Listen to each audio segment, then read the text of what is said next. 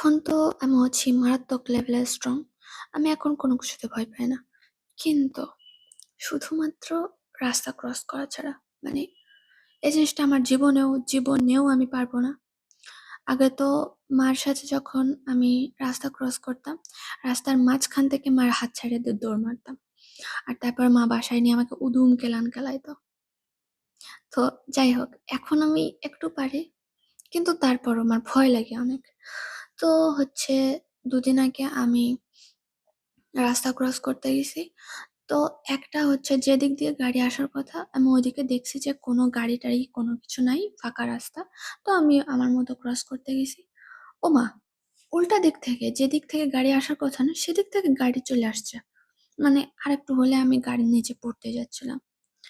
তো এখানে যদি কার দোষ হিসাব করি, তো সেটা হচ্ছে আমার দোষ। কারণ এখানে কোনো কিছু সিস্টেম অনুযায়ী হয় না। তো উল্টা দিক থেকে গাড়ি আসতেই পারে। এটা তাদের কোনো ফল্ট না, এটা আমার ফল্ট। যে আমি ওই দিকটাতে কেন তাকাইনি। তো এটা হচ্ছে কথা।